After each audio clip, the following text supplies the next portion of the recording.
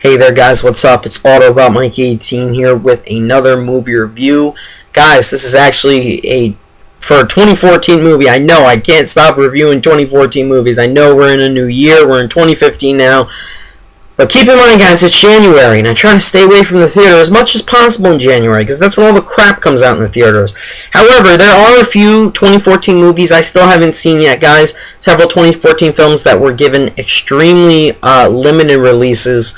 And I'm trying to catch up on them, especially before the Oscar nominations get announced. And one of those movies I actually saw yesterday and I'm going to be reviewing today in this video. Of course, the film I'm going to be talking about is Selma. Now, Selma is a movie I was definitely looking forward to, especially when it picked up an immense amount of Oscar buzz. Like, just out of nowhere, like, literally the last minute, it started to get all this award season buzz. I'm not going to hold the poster up for the whole video, guys. Apologize for that. Apologize, I'm shooting on my webcam. I usually go camcorder for movie reviews. The last couple of movie reviews I did were on my webcam, and it's just to get these 2014 movie reviews done. I'm going to be seeing Taken 3 tomorrow. Oh boy, help me. And I'm going to obviously shoot that on. I'm going to do all my 2015 movie reviews. I'm going to get back to the camcorder, I promise, guys. I'm just doing this for the sake of saving time and the fact that it's a 2014 movie. The movie's a week or so old. So, yeah. But anyway, yes, Selma is an historical dramatic biopic, and I'm a big fan of this genre, especially when it's done correctly and when the source material is done justice.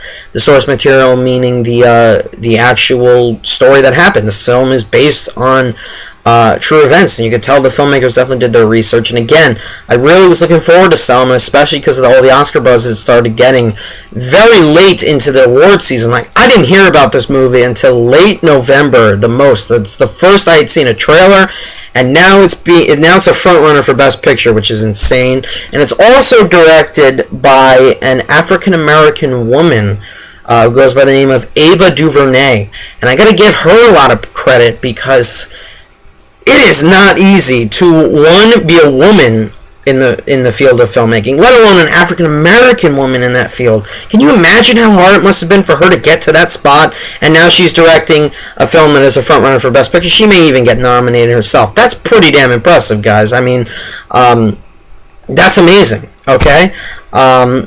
It really is, and you definitely got to give her credit for that. And after having seen the film, you definitely got to give her more credit. But I'll get into more of that later on as I get more into the review. What I'm going to do right now, guys, is talk a little bit about the plot, of course, without spoiling anything. However, if you're a historian, you know extensively about this event that took place in 1965, then you basically know what's going to happen in the movie. If not, then this is all new to you guys. And then, of course, I'll give my thoughts at the end of the review.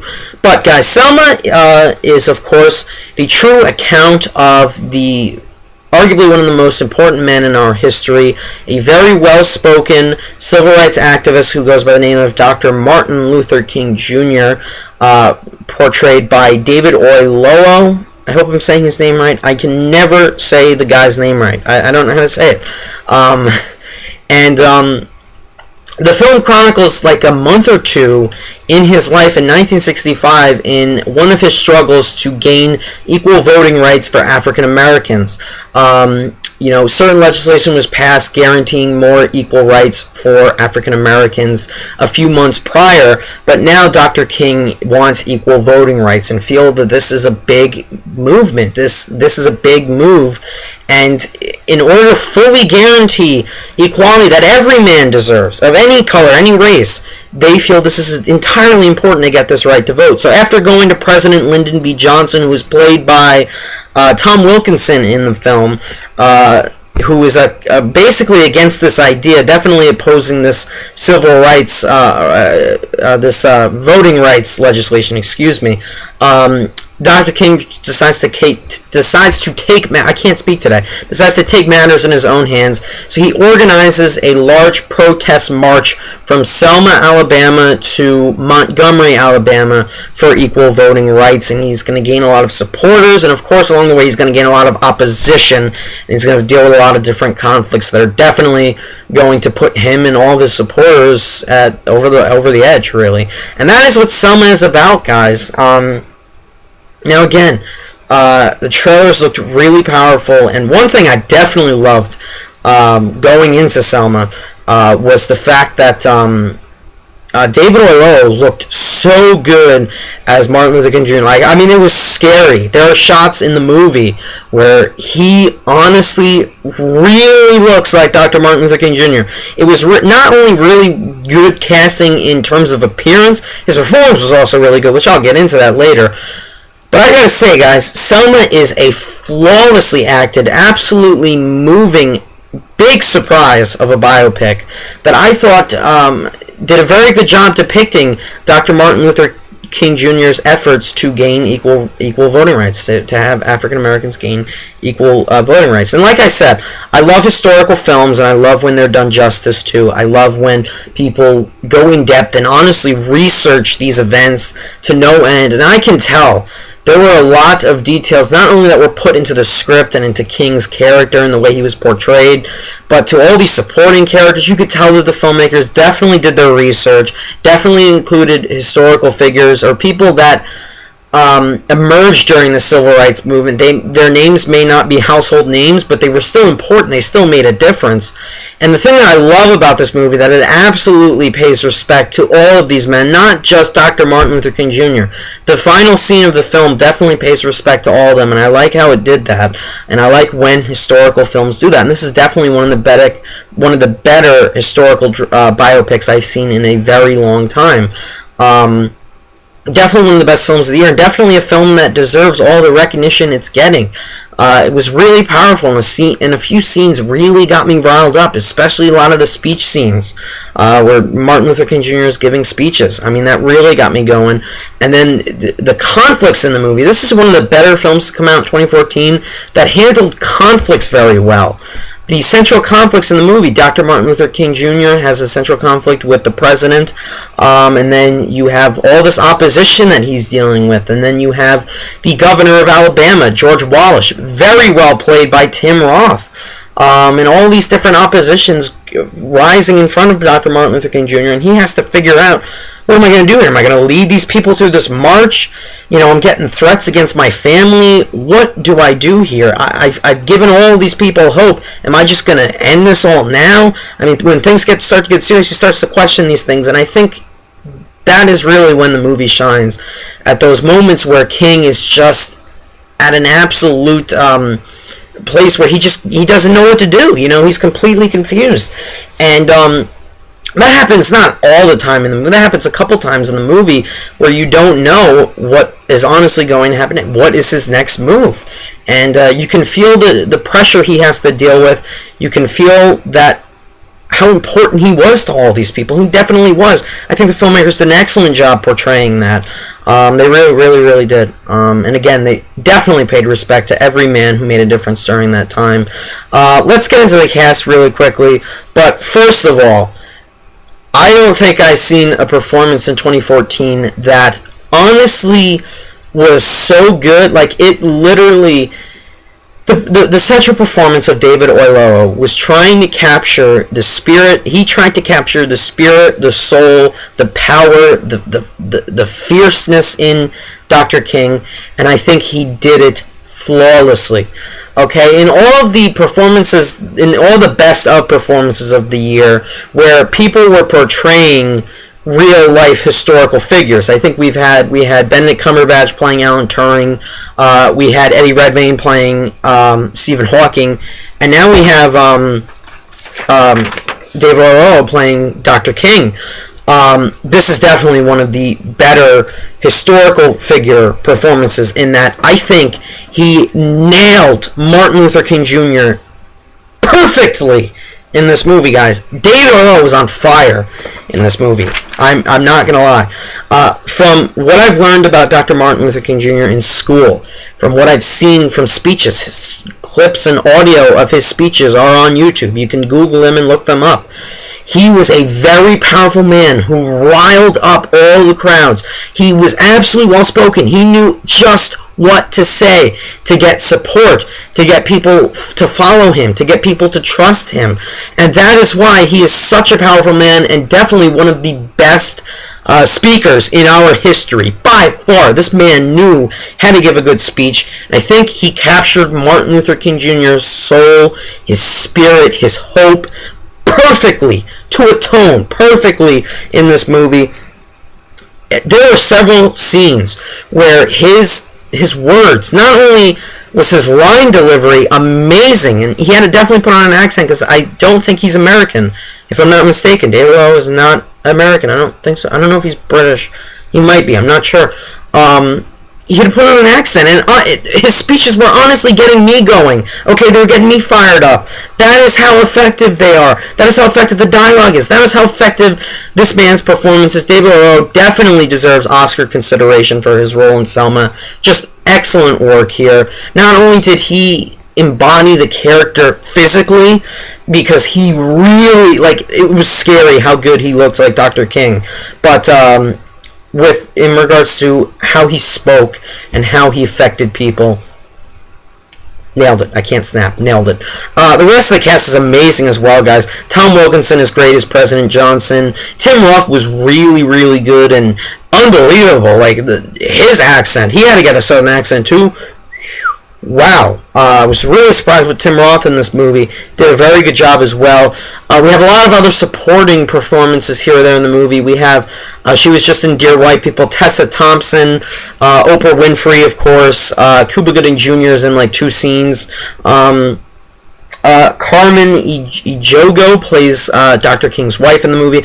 All the supporting performances were good, but absolutely David Oyelowo stands out amongst the others, and Tom Wilkinson and Tim Roth were also very, very good in this movie. In the end, guys, I really enjoyed Selma. It's not my favorite historical biopic of the last 20 or so years or anything like that, but it was a really very well made film that was excellent directorial effort by Ava DuVernay. She did a great job, and I would love to see her get Oscar consideration as well, even though it's a very tough year. Because the fact that she accomplishes, I think she'd be the first African-American woman to get nominated for an Oscar for Best Directing. That's pretty damn impressive. I'd love to see that happen, and she did a very good job with the movie.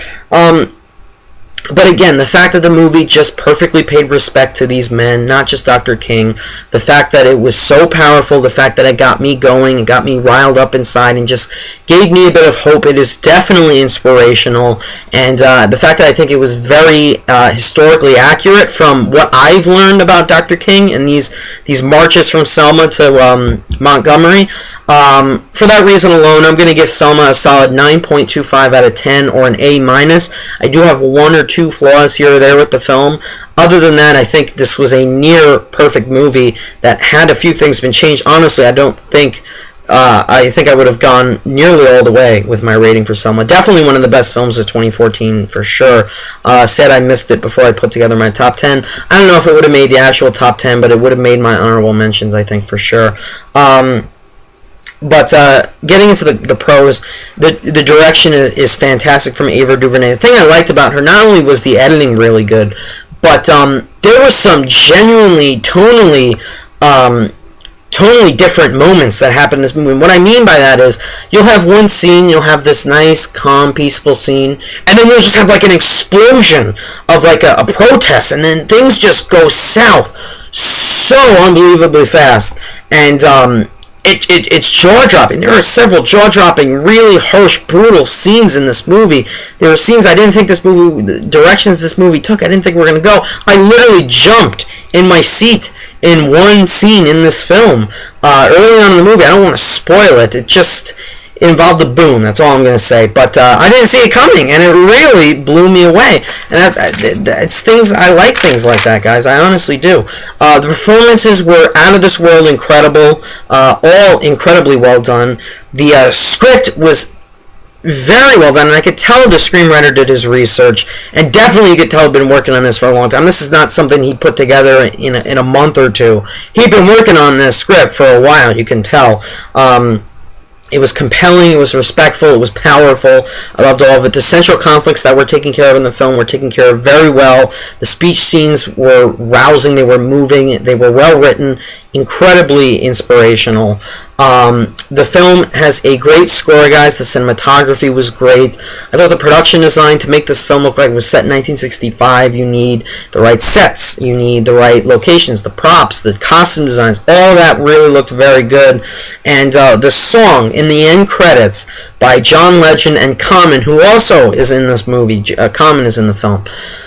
It's called Glory. It's nominated for a Golden Globe for Best Original Song. I loved it. I not only think it's relevant now because this movie itself is relevant now because it's January. It's Martin Luther King Day is coming up.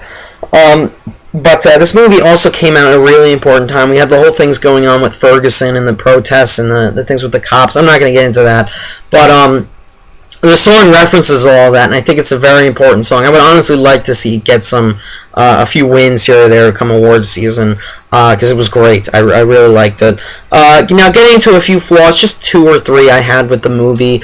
I feel there's a slow moment here or there. Things you'd come to expect from it, but the whole thing can't be perfect. Very rarely have we had just a perfect biopic with absolutely no flaws. But yeah, there's a few slow moments here or there. I would have loved to have seen the film cover a little bit more of Martin Luther King Jr.'s life. This is the only Martin Luther King Jr. film that's been made where he's the sole focus in the movie. And because of that, I would have loved to honestly seen this cover maybe some of the Montgomery bus boycott and Rosa Parks. I thought they were going to, but they didn't, and that's fine.